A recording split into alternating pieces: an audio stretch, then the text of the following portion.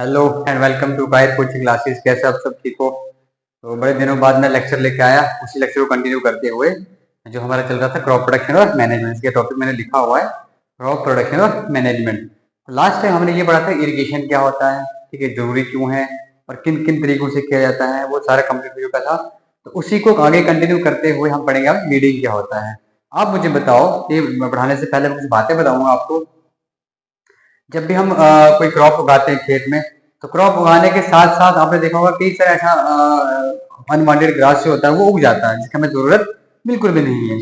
तो क्या उसको उस खेत में रखना या उसको उस क्रॉप में रखना जरूरी है या नहीं? बिल्कुल नहीं, क्योंकि वो क्या करता है, जितने भी न्यूट्रिएंट्स, जितने भी ऑर्गेनिक मटेरियल हमारे खेतों में है, तो वो क्या उसको एब्जॉर्ब कर लेता है। तो हो सकता है उससे जो हमारी मेन क्रॉप है वो इफेक्ट हो जाए, तो इसको निकालना ही पड़ता है। ठीक है, हमारे तरफ तो कई सारे तरीकों से किया जाता है, दो तीन चार बार किया जाता है।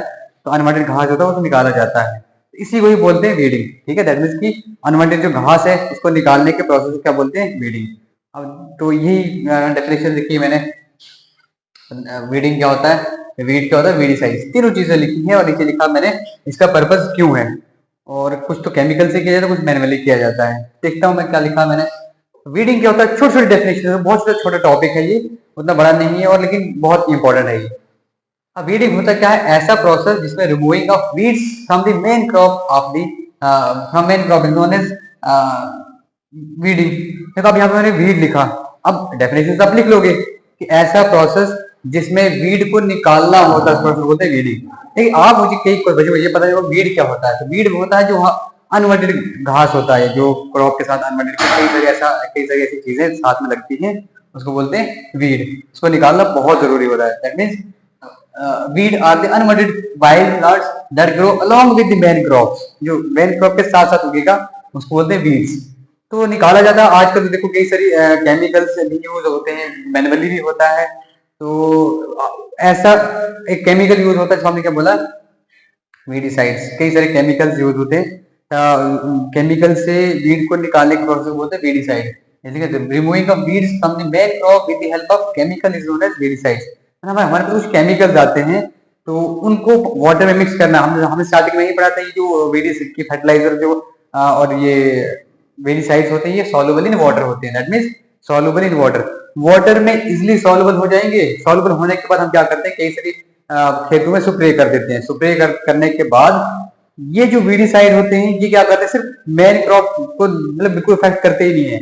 जो हमारे पास अनवांटेड मतलब ग्रास लगा हुआ है उसको इफेक्ट करती है। आपने देखा होगा सेब के ऊपर भी करते हैं, तो वहां भी क्या होता है, कई सारे पेस्ट्स वगैरह होते हैं, कीड़े कीड़े लग जाते हैं, तो स्प्रे करते हैं। तो वैसे ही मेन क्रॉप के ऊपर भी हम स्प्रे करते हैं, तो वहां पे जो फालतू घास उगा हुआ है खाली वो डिस्ट्रॉय होगा, ना कि हमारी मेन क्रॉप। ऐसा प्रोसेस जिसमें केमिकल्स के थ्रू वीड्स को हटाया जाए उसको बोलते हैं वीडिसाइड्स। ठीक है, यहाँ तक ठीक है। अब भाई मैनुअली भी किया जाता है, नॉट इवन केमिकल से ही। मैनुअली के लिए टूल्स आते हैं, ट्रॉवल है यहाँ पे दिया, वो दिया है और बोरो दिया है, पिक्चर में लगा दूंगा मैं। फिर आजकल देखो अब तो बहुत मॉडर्नाइज हो चुका, हमें पता है कि ये जो केमिकल है बहुत इफेक्ट करते हैं मिट्टी में। अगर हम ज्यादा ओवर यूज करेंगे तो हमारी जो मिट्टी है वो एसिडिक in नेचर हो जाएगी, मतलब वो मिट्टी खराब हो जाएगी, उसकी प्रॉपर्टीज चेंज हो जाएगी। क्योंकि बहुत सारे फार्मर्स आजकल पेस्टिसाइड्स और वीडिसाइड्स का यूज करें। अब पेस्टिसाइड्स क्या है वो भी लिख देता हूँ मैं यहाँ पे, पेस्टिसाइड्स, पेस्ट। पेस्ट क्या होते हैं, देखो क्रॉप के ऊपर कई सारे कीड़े मकोड़े भी लगते हैं, उसे भी बचाना है इनको हमने। तो उस पेस्ट को मारने के लिए केमिकल आता है जिसका नाम क्या है, पेस्टिसाइड्स। ये भी स्प्रे कर देंगे तो सारे के सारे पेस्ट मर जाएंगे। फिर आजकल क्या हो चुका है, और ये दोनों बड़े मतलब हमारी मिट्टी को खराब कर सकते हैं, पेस्टिसाइड्स भी और मेडिसाइड भी और पेस्टिसाइड्स भी।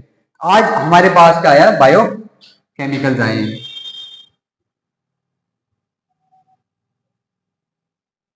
बायोकेमिकल्स आए हैं।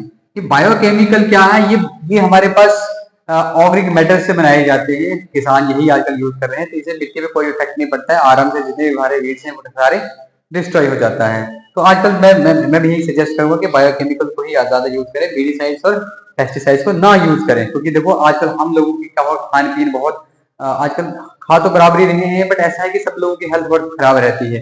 वो इन्हीं चीजों की आजकल किसान क्या कर रहे हैं कि फर्टिलाइजर्स, वीडिसाइड्स, पेस्टिसाइड बहुत ज्यादा यूज कर रहे हैं। तो वो सारे केमिकल्स ऑब्वियसली बात है प्लांट तो ऑब्जर्व करेगा ही, तो इनडायरेक्टली कहीं ना कहीं हमारे पेट के अंदर आएगा तो हमारी हेल्थ खराब रहती है। तो मैं सजेस्ट करूंगा कि ज्यादा से ज्यादा बायोकेमिकल यूज करें ताकि ये आपको हार्मफुल इफेक्ट नहीं होता है। अब नेक्स्ट क्वेश्चन होता है कि इनका जरूरी क्यों है, पर्पज क्या है वीडिसाइड का जरूर क्या हम वीडिसाइड के निकाले बिना क्या क्रॉप होती नहीं क्या, यही क्वेश्चन पूछा कि क्यों जरूरी है। पहला है we need to weed to improve the high yield. देखो मैं बताता हूँ, हाई यील्ड का मतलब क्या है कि क्रॉप की प्रोडक्शन बढ़ जाएगी। अगर मान लो हमारे पास हमने 10 केजी न्यूट्रिएंट्स हमने खेत में डाले, ठीक है, 10 केजी न्यूट्रिएंट्स हमने खेत में डाला, तो हो सकता है उसमें से 10 केजी में से 5 केजी खाली वीड्स ही खा लें, ठीक है। तो बताओ क्रॉप ने क्या खाया, 5% खाया। तो अगर सारा का सारा 10 केजी अगर जो हमारे पास ऑर्गेनिक मैटर है, जो भी न्यूट्रिएंट्स वगैरह, अगर क्रॉप ही खाएगी तो प्रोडक्शन बढ़ेगी कि नहीं, उसके बाद बढ़ेगी। तो इसलिए इसको निकालना बहुत जरूरी होता है ताकि जो न्यूट्रिएंट्स जो हमारे पास चीजें हैं वो खाली मेन क्रॉप ही ले ले और हमारी प्रोडक्शन बढ़ जाए। Second one is weed may be increase the risk of paste and disease. Second most क्या है कि जो ये वीड्स होते हैं तो ये एक सोर्स है जिससे कई सारे कीड़े मकोड़े, कई सारी बीमारियां क्रॉप को लग सकती हैं। अगर एक बार किसी क्रॉप को डिजीज लग गई या कीड़ा लग गया तो क्रॉप डिस्ट्रॉय हो जाती है, तो प्रोडक्शन नहीं होगी, ठीक है। तो third one is reduce soil health, सबसे इंपॉर्टेंट। जितने भी वीड्स हैं, मैंने आपको पहले ही कहा कि न्यूट्रिएंट्स तो मिट्टी में होते ही, तो वीड्स क्या करेगा, ये अनवांटेड, उसको जरूरत है ही नहीं, तो सारे के सारे न्यूट्रिएंट्स को ले लेगा। तो उस एरिया की मिट्टी जो जिस जगह पे वो वीड्स लगा हुआ है, तो वहां पे वो क्या होगा, वो न्यूट्रिएंट्स कम हो जाएंगे, सॉइल की हेल्थ भी खराब हो जाएगी, तभी सॉइल के अंदर न्यूट्रिएंट्स रहेंगे नहीं, क्योंकि सारे के सारे न्यूट्रिएंट्स किसने ले लिए, वीड्स ने ले लिए। अब next last one is weeds may be compete with the cultivated plants resource reduce the nutrients and sunlight। आप मुझे बताओ, जैसे हमारी क्रॉप लगी हुई है यहाँ पे, मतलब कभी कभार क्या होता है कि वीड्स मेन क्रॉप से भी ज्यादा उग जाता है, ठीक है। जब मेन क्रॉप से उग जाएगा, आप मुझे बताओ क्या सनलाइट इस तक पहुंचेगी, नहीं पहुंचेगी। तो सनलाइट किसी क्रॉप तक पहुंचेगी तो वो क्रॉप हेल्दी अनहेल्दी रहेगी, ग्रो होगी नहीं। एंड न्यूट्रिएंट्स, स्टार्टिंग में मैंने कहा कि जितने भी न्यूट्रिएंट्स हैं तो वो भी सारे वीड्स ले लेंगे। ठीक है, कुछ हमारा टॉपिक जो था बहुत छोटा टॉपिक है, वीड्स और वीडिसाइड्स, तीनों चीजें मैंने पढ़ाई। और कैसे भाई मैनुअली किया जाता है, पेस्ट को मारने के लिए केमिकल आता था, मतलब पेस्टिसाइड्स, लेकिन आजकल क्या यूज हो रहा है, बायोकेमिकल। और पर्पस क्यों, ये बहुत छोटा टॉपिक था 8th क्लास का, जो बहुत ही जरूरी था। तो इसी को मैं यहाँ पे क्लोज करता हूँ। नेक्स्ट टॉपिक हमारा रहेगा, अब नेक्स्ट हमारा काम रहता है हार्वेस्टिंग। तो हार्वेस्टिंग में नेक्स्ट लेक्चर में कंप्लीट करूंगा। तो इस वीडियो को मैं यहीं खत्म करता हूँ। तो थैंक यू, ज्यादा से ज्यादा लाइक और शेयर करें ताकि हमें मोटिवेशन मिले। Thank you.